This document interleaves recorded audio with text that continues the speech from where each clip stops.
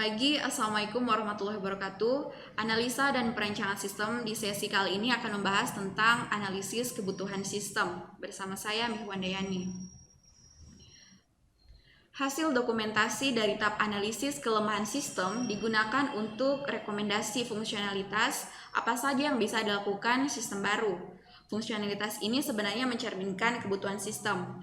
Jadi yang sebelumnya telah kita buat analisis kelemahan sistem, tahapan selanjutnya itu kita bisa pakai untuk menganalisis kebutuhan sistemnya apa saja.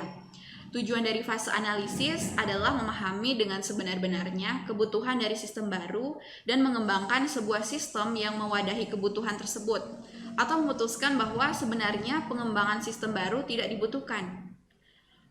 Di dalam sistem requirement ini juga, penentuan kebutuhan sistem merupakan langkah yang krusial dalam SDLC. Kemudian, kebutuhan sistem bisa diartikan dengan pernyataan tentang apa yang harus dikerjakan oleh sistem dan pernyataan tentang karakteristik yang harus dimiliki oleh sistem yang dibangun. Jenis kebutuhan sistem, ini perlu di-note biar ingat, untuk mempermudah analisis sistem dan menentukan kebutuhan secara lengkap, kebutuhan sistem dibagi menjadi dua, yaitu kebutuhan fungsional dan non-fungsional. Ini biasanya ada kalau untuk skripsi, penyusunan skripsi mahasiswa yang membangun sistem informasi. Yang pertama, penjelasannya adalah kebutuhan fungsional. Kebutuhan fungsional adalah jenis kebutuhan yang berisi proses-proses. Jadi apa saja yang nantinya akan dilakukan oleh sistem. Kemudian kebutuhan fungsional juga berisi informasi-informasi apa saja yang harus ada dan dihasilkan oleh sistem. Kebutuhan non-fungsional. Kebutuhan non-fungsional ini tipe kebutuhan yang berisi properti pelaku yang dimiliki oleh sistem.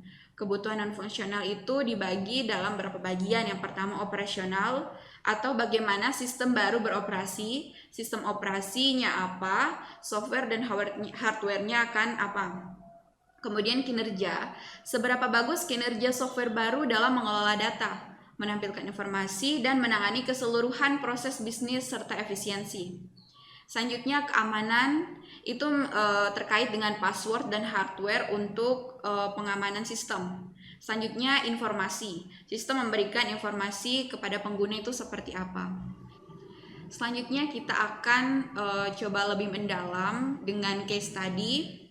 Ini case study-nya seperti pada pertemuan sebelumnya. Jadi pegawai perpustakaan STMIK Multikom telah lama mengeluhkan beban kerja yang sangat berat. Jumlah buku yang sangat banyak di perpustakaan memerlukan pengkatalogan yang memudahkan pencarian maupun perhitungan koleksi. Mahasiswa juga mengeluhkan karena lamanya antrian ketika akan meminjam ataupun mengembalikan buku. Nah, di akhir semester, laporan tahunan menyatakan jumlah buku yang hilang cukup besar. Dan penyebabnya hilang buku ini tidak diketahui dengan pasti. Apakah diambil dari perpustakaan tanpa izin atau belum dikembalikan oleh mahasiswa yang meminjam. Kebutuhan fungsional yang kita lakukan yang pertama, ini poin pertama, sistem harus dapat melakukan entry buku yang berhubungan dengan pendataan buku. Jadi sebenarnya kebutuhan fungsional di tahapan ini tuh sangat berkaitan dengan analisis kelemahan pieces yang sudah dilakukan. Nah, ketika kita menemukan masalah di bagian administrasi misalnya atau entry buku, nah berarti kita bisa memberikan solusi atau mencatatnya dengan rinci di kebutuhan fungsional. Yang pertama berarti sistem itu harus dapat melakukan entry buku yang berhubungan dengan pendataan buku. Kemudian sistem juga harus dapat melakukan pendataan anggota. Ini kalau kita temui di kelemahan sistem itu, ini menjadi masalah. Kemudian sistem harus dapat melakukan transaksi peminjaman. Sistem harus dapat melakukan transaksi pengembalian. Selanjutnya sistem harus dapat melakukan laporan keuangan secara otomatis. Ini 5 kebutuhan fungsional yang kira-kira diperoleh dari analisis pieces materi sebelumnya. Kemudian dari 5 poin ini, jadi 5 kebutuhan fungsional yang kita temui ini, kita rincikan lagi, kita detailkan lagi. Jadi misalnya dari admin, kan pengguna di perpustakaan ada banyak. Nanti ada admin, ada bagian yang entry data buku dan seterusnya. Itu nanti perlu kita detailkan lagi kebutuhannya. Misalnya admin, berarti di dalam proses yang pertama, sistem harus dapat melakukan entry buku yang berhubungan dengan pendataan buku.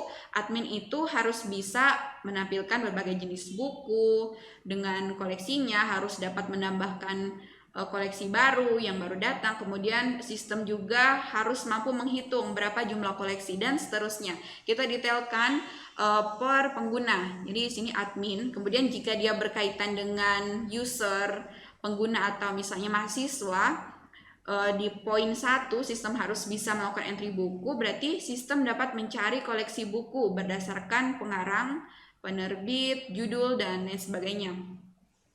Kemudian yang kedua itu sistem harus dapat melakukan pendataan anggota. Nah, itu jika yang berkaitan dengan proses ini adalah operator dan admin, kita juga perlu melakukan pendataan analisis kebutuhan sistemnya seperti apa. Contohnya untuk yang admin misalnya berarti sistem dapat menampilkan data peningkatan atau penurunan anggota. Itu untuk yang proses 2 yang sistem itu harus dapat melakukan pendataan anggota. Selanjutnya untuk yang analisis kebutuhan yang ketiga itu sistem harus dapat melakukan transaksi peminjaman. Nah, karena berkaitan dengan operator misalnya berarti sistem itu harus dapat mencatat semua transaksi peminjaman. Sistem juga harus memasukkan data-data anggota baik nama, alamat, telepon dan lain sebagainya. Sistem juga harus bisa masukkan jumlah buku yang dipinjam dan seterusnya. Itu semua didetailkan per pengguna. Selanjutnya untuk poin yang 4 tadi, sistem harus dapat melakukan transaksi pengembalian. Nah, operator contohnya sistem berarti harus dapat mencatat semua transaksi pengembalian. Karena nanti juga harus ada perhitungan buku yang sudah dikembalikan dan seterusnya. Oke, selanjutnya untuk yang poin 5 itu sistem harus dapat melakukan laporan keuangan secara otomatis. Nah, laporan keuangan ini misalnya berhubungan atau berkaitan dengan admin. Nah, kalau berkaitan dengan admin berarti sistem itu dia harus bisa secara otomatis laporannya itu didapat dari database ketika dilakukan transaksi waktu peminjaman atau pengembalian. Jadi peminjaman dan pengembalian itu kan dicatat ketika ada denda atau mahasiswa tidak mengembalikan sesuai dengan ketentuan, itu denda itu masuk ke laporan keuangan. Itu adalah analisis kebutuhan sistem dari contoh kasus tadi. Nah, sekarang bagaimana dengan kebutuhan dan fungsionalnya? Nah, tadi sepakat kita sudah membaginya menjadi 4 bagian: operasional, kinerja, keamanan, dan informasi. Di operasional apa yang dijelaskan? Yang pertama misalnya digunakan pada sistem operasi Windows XP atau yang lebih baru atau Windows yang lain. Kemudian spesifikasi komputer minimal Pentium 4 atau mungkin yang lebih update, kebutuhan memori RAM minimal berapa megabyte. Kemudian bisa dilengkapi dengan barcode reader, printer untuk mencetak kartu anggota, dan laporan keuangan maupun yang lainnya. Selanjutnya di kinerja kita menjelaskan tentang waktu untuk transaksi peminjaman buku misalnya dibatasi 2 menit. Kemudian waktu untuk transaksi pengembalian buku dibatasi 1 menit. Di bagian keamanan, sistem aplikasinya maupun database dilengkapi dengan password. Jadi ketika akan login harus dilengkapi dengan password biar aman. Dilengkapi dengan kamera untuk mengawasi anggota yang baca di ruang baca dan ruang penyimpanan tas yang tersambung ke komputer, atau juga di aplikasi kita bisa menggunakan keamanan yang lain selain password, mungkin bisa captcha dan seterusnya. Untuk di poin informasi, validasi untuk menginformasikan apabila password yang dimasukkan oleh pengguna salah. Kemudian petunjuk untuk menampilkan prosedur pendaftaran anggota baru. Sekian pembahasan analisis kebutuhan sistem dalam mata kuliah analisa dan perencanaan sistem. Sampai jumpa di sesi selanjutnya. Terima kasih. Assalamualaikum warahmatullahi wabarakatuh.